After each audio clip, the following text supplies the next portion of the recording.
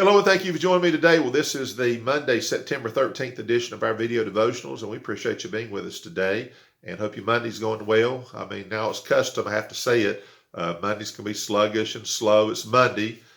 You've had your weekend, you've had Sunday, either doing nothing at all or doing projects, going to church and having a big time, maybe going someplace. And now it's back to work, back to school. So Mondays can be Mondays, but hopefully your Monday's going well.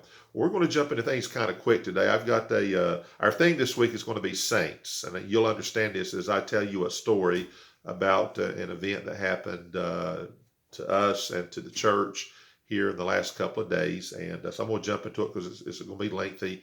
This could be one of these that's more lengthy. I know it'll be more lengthy than the normal. If you do have your Bible, I do want you to turn to Psalm 116, verse 15. Our theme this week is going to be about saints. I'm going to go ahead and read it, and I'll read it, quote it again as we get into this story I want to tell you. The Bible says in Psalm 116:15, "Precious in the sight of the Lord is the death of his saints." Precious in the sight of the Lord is the death of his saints. You have to really think about that. Wow, Lord, really, the death of your saints, that's precious. Well, we're going to talk about that today, and then all this week we're going to talk about references that deal with saint or saints. So let me introduce a name to you here. The name is James Tree Marshall. We're going to talk about a saint today, and we're going to talk about a man. I normally don't name names. I'm very, very rare that I do this, but today we're going to do it. If you follow me on Facebook, then you'll understand when you just heard the name of what I'm about to tell. Well, I'm a new pastor here at Woodlawn Baptist Church, and some of the things we restarted back or started back, however you want to look at it. Well, about 6 weeks ago, we started soul winning back, and the visitation, outreach, whatever the terminology. But in my mind, I want it to be soul winning. I don't want to just have a time. I want to have a regularly scheduled time, at least some time, where we literally just simply go out soul winning, witnessing to people about the Lord. And because I know programs sometimes like that have become just simply going and visiting people. For visiting people, for visiting shut-ins. You can take soul winning time and do that too. However, there needs to be a time, in my opinion, where you just simply go out and say, I'm going to go out and talk to people about the Lord. I'm going to find out if they're saved, and I'm going to attempt to give them the gospel. That to me is soul winning. Well, that's what we started. So our time has been 6:30 Thursday evenings. And then someone said, well, that may not work for me. And I said, okay, well, we're going to also do a Saturday 10 a.m. time. So we have a regularly scheduled time of 6:30 on Thursdays and 10 a.m. on Saturday. So that's been our time. Well, this particular gentleman by the name of Tree has gone with me every single time, unless it was an unusual circumstance like he had to work. In fact, this past Thursday, he did have to work and was not able to come out this past Thursday. So all that to say, I said, well, that's fine. I says, I'll take care of things. The previous Thursday, we had gone together and met a couple of people that said they wanted to come to church. They could not come the previous Sunday, but said they would come this Sunday. I said, okay, that's fine. So I met with them. And I said, is Sunday going to work for you? They said, yeah, it will. They said, by the way, where's your friend that was with you? And he had made a real big impact in them. He's a real nice guy, gentle John, as we call it, big fella like me. And I said, well, he had to work, but Sunday, if you come, you'll see him. As a matter of fact, he'll be the one that would pick you up. And so I had all that planned. And so Saturday rolls around, this past Saturday, and so we met down at our fellowship hall. There he was. Walked in the door. We talked like we always do. I said, okay, let's go ahead and hit it. So we left, and I said, why don't you pick the place today? I've done this every single time. Why don't you decide on the place we can go? He's okay. So we left and went about 5 to 10 minutes from the church. He says, this is an area that had been under construction. It's now completed. It's townhouses, really, really nice townhouses. I said, well, let's go in here then. So he parked his vehicle. We get out and we start. And now we have had tremendous results. To be honest with you, this may be a lack of faith.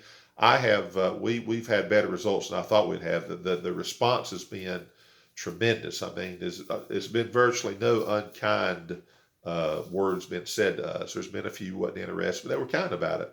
And I've seen some pretty nasty people about, when you're out soul winning, but it's not been that way. Matter of fact, I think every time that we've gone, there's been 1 to 3 people saved each and every time. And I mean, just wonderful testimonies. So Saturday, we're going out, and of course, we're aware that it's 9/11. So we're talking about that, and we're talking about it with the people. And people's just really not blown away, but you got to realize there's not been many people out visiting like it used to be, soul winning and that sort of thing, door knocking. And we're out there, and it's 9/11, and they're noting that, and we're basically saying, hey, we're trying to bring the blessings of God upon this country, and spreading the gospel is a way to do it. And so we had to run out of these cards that we use. You can see that they're basically like a postcard. It's a card stock and has the picture of the church on the front, the time of the services, and contact information. On the reverse, there's what you call the Romans Road, 4 verses from the book of Romans that we use. So we ran out of these, and we were almost completed with the area anyway. And I said, well, we'll finish this up next week. At this point, we had not seen anybody saved yet, and I thought, well, that happens. I mean, we're not going to see somebody saved every single time we go. So I said, let's get in the truck. We'll take care of it next week. And we've been out an hour and a half, almost 2 hours. Had a great day. Weather was perfect. The visits were perfect. Very unusual people we had met, and all of that. So he said, you know what? I've got a few more in my console here. We could finish out these last few here, and it wasn't very many. I said, you know what? That's a good idea because we'll be finished here, and I don't like to. Sometimes not finish an area because you take the risk of forgetting where you left off and all that. I said, that's great. And I was really ready to go. And he said, let's finish it. I said, great, let's do it. So we get out. I think the second door, a man comes to the door, make a long story short. Very distinguished looking man. He had a Yankees t-shirt on. And I get to talking to him. It's my turn to talk. And I said, you a Yankees fan? Yeah, I am. I said, well, let me ask you this. I said, are you from this area? He says, no, I'm not. And I knew he wasn't. I could tell by his accent. I said, are you from New York? He says, as a matter of fact, I am. He says, we've lived here for 17 years. He says, we lived on Long Island, and I worked in Brooklyn. I said, well, this is 9/11, so let me ask you. I said, he said, yeah. We lived there. We watched the events, basically. We were there. I said, wow. I said, well, and we started, of course, with the process of asking about his soul salvation, where he stood with the Lord. And I think he went to a denominational church I won't name, and you can tell an outstanding looking man, but he wasn't sure he's on his way to heaven. So I took this card right here. It's got these verses on it, and I started talking to him. And I said, would you like to know for sure, what it means to be saved? Can I pray with you? So I prayed with him, led him in a sinner's prayer. He prayed. I talked to him about it. We try to be very thorough about this, and ask them questions to try to just see how sincere they are and all that. It seemed very sincere. Glad we was there. Had a great conversation. I don't think there was anybody else after that may have been at home. I don't remember for sure, but I remember him because 9/11. This man living there, and here he is, probably early 70s, maybe middle 70s. And we were excited about that. I mean, man, and of all things, a man from New York that was there and all of that. So we get to the church, and I say, you know what, our visitors are coming tomorrow, and if you could pick them up in the van, that'd be great. Yeah, I'm ready. And we're all excited. What a great day. Weather perfect. The response was unbelievable. And then a person getting saved like that, and it being 9/11. And we were just, it was tremendous. So Sunday morning rolls around. I get to church early because I wanted to make sure I'm all set up for homecoming, and I'm expecting Tree to get there to go pick up our visitors. Well, I get this phone call. Actually, my wife gets a phone call, and I'm actually in my office, and I'm looking out the window because I had to come in and do the code for the alarm. She's outside waiting for me to unlock the door, and she's kind of hollering out at me, and I said, what is it? She said, well, there's someone on the phone needs to talk to you now. So I take the phone call and find out that a family member is at Tree's house at this moment as I'm talking to them. And they say Tree passed away in his sleep this morning, and Juanita found him. That's his wife.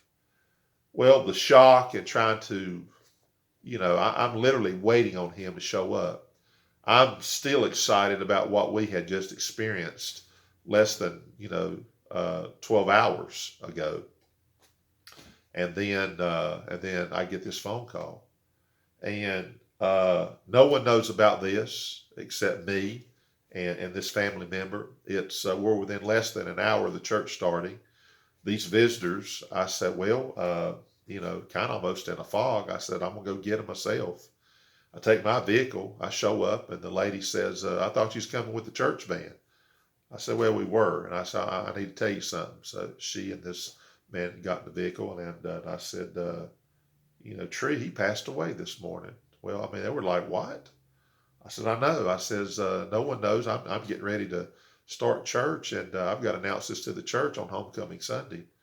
So I get there, and, I stand up, and, within a minute, I deliver the news. Well, literally, when you hear the expression, like letting air out of a balloon, well, that's exactly what it was like. The just a shock that went through that entire church, and all that to say, and I'm thinking, now, Lord, and our theme this month for our church has been, I love God. And I wasn't going to change my sermon, but certainly when I began to read the passage, once I got to my sermon, and you're weaving all this in, every song, every testimony about the church, and Tree's name comes up and all of that. So as I look at this verse here, Psalm 116:15, precious in the sight of the Lord is the death of his saints. I'm not going to spend that much time on the definition of the saints, but it's certainly not someone that's lived a good life, done a lot of good deeds, and somewhere down the road, some church council decides we're going to, declare them a saint. If there was ever a saint, Tree was a saint. Tree was doing the Lord's will, literally. That's the last thing he was doing before he went on to glory. Now, I heard from Juanita, his wife. Me and my wife, immediately after church, went over there to see her. People began to show up and all of that, you can imagine. And she said, yeah, when he got home, he was excited about what had happened. He washed the vehicle. A grandchild was there. They were going to be coming to church on in the morning.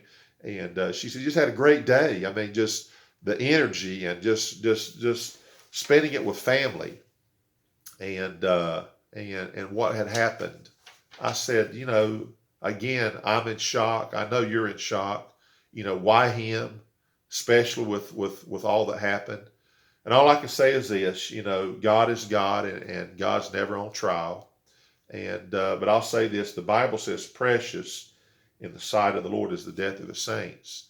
I know when a sinner dies, that's God, that hurts, that there's hurt, there's got to be hurt there to God. That's a soul that will not go to heaven. That's not a saint. A saint is a saved person that's going to be with the Lord.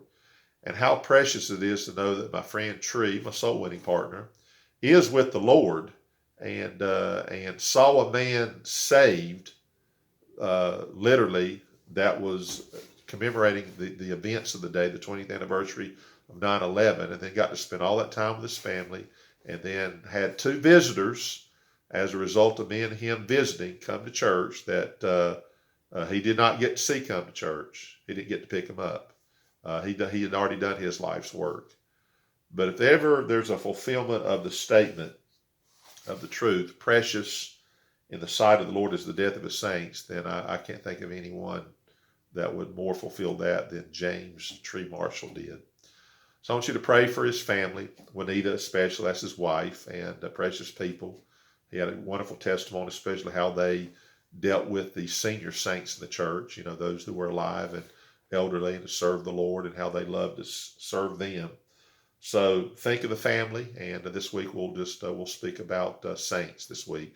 So I know this is an extra lengthy devotion today, and I wanted to pay commemoration to him, but really more so even to the truth of precious in the sight of the Lord is the death of his saints. So we'll see you tomorrow. Hope you have a great day. Hope you're safe and blessed and stay healthy, and we'll see you tomorrow.